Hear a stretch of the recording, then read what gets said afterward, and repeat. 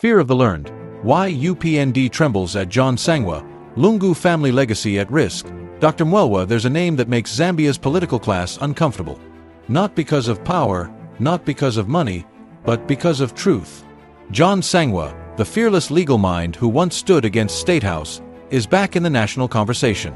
And this time, even within the corridors of power, his name is spoken with quiet caution. But why does the ruling UPND, a party that prides itself on reform, fear a man who isn't even in politics? Tonight, we break down Dr. Mwelwa's explosive remarks, revealing why Sangwa's intellect, integrity, and independence could shake the entire foundation of Zambia's political elite, and put the Lungu family's legacy on the line. Welcome to InspirAfrica Official, where we explore the truth behind Africa's biggest political stories. In this documentary, we unpack Dr. Mwelwa's latest statement, one that sent shockwaves through Zambia's legal and political landscape. What does fear of the learned really mean in a country where knowledge has become a threat to power? We'll trace John Sangwa's journey from the constitutional court battles to his ongoing criticism of government systems. We'll also ask, how does his name still haunt State House, and why is the Lungu family's legacy suddenly being tied to this fear? Stay with us, because by the end of this video, you'll understand why the battle for Zambia's political soul might just begin in the courtroom. Dr. Mwelwa's statement has reignited debate across Zambia. Why does the UPND fear John Sangwa? This in-depth analysis explores the political, legal, and emotional power behind Sangwa's name, and why the Lungu family's legacy may hang in the balance. From constitutional integrity to political fear, this documentary uncovers the deeper truths shaping Zambia's democracy. Watch till the end for a complete breakdown of Dr. Mwelwa's remarks and what they mean for Zambia's 2026 political future. The fear nobody saw coming. Sangwa is a different kind of threat. Zambia's political atmosphere has just taken a dramatic turn, and this time, it's not fueled by street protests or party rallies. It's being ignited by one man armed with intellect, courage, and the Constitution itself, John Sangwa. Across political circles, one phrase now echoes like a quiet warning: UPND fears Sangwa, not because he's loud, but because he's learned. Those words, spoken by Dr. Brian Mwelwa, have lit up Zambia's political discourse.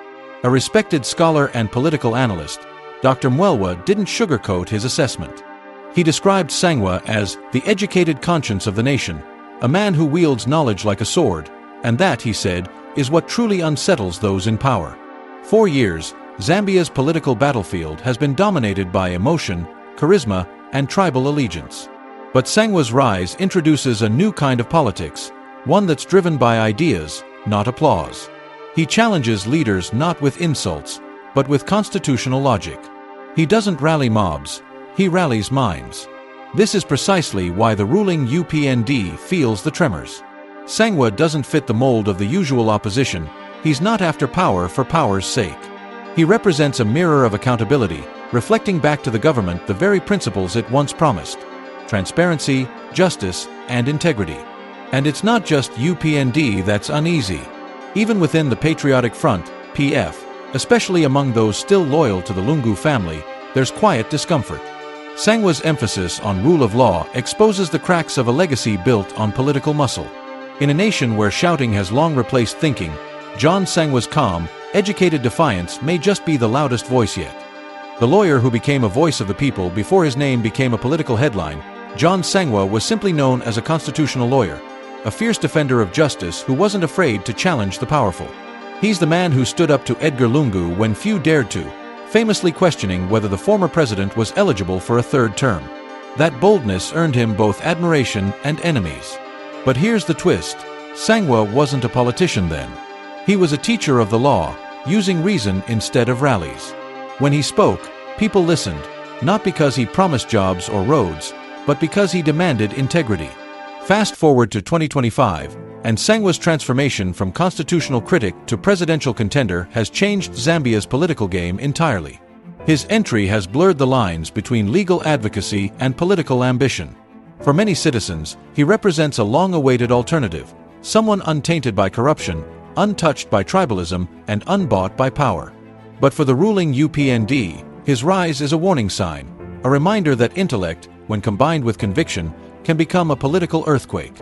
Why UPND is nervous. The intellectual challenge inside UPND circles. Sangwa's name reportedly sends ripples of unease. Not because he commands huge crowds, but because he commands respect. Unlike most opposition voices, Sangwa doesn't argue from emotion. He argues from law, logic, and evidence, and that makes him difficult to discredit.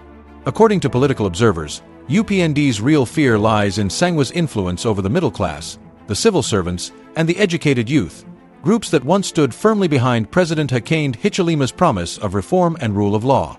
Now, many of those same voices are quietly shifting toward Sangwa's message of constitutional truth over political loyalty.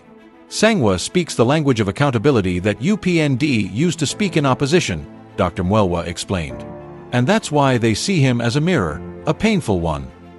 For a government that prides itself on intellect and reform, being challenged by a constitutional purist hits differently. It's not just political, it's philosophical. The Lungu family's uneasy legacy, but Sangwa's rise doesn't only shake the ruling party, it also disturbs the ghosts of the Patriotic Front, PF. With Edgar Lungu gone, his family has tried to protect what remains of his legacy, a narrative of strength, leadership, and continuity. Yet, Sangwa's re-emergence as a national figure reopens the legal and moral debates of the Lungu era, corruption allegations, constitutional breaches, and questions of governance. For the Lungu family, that's dangerous territory.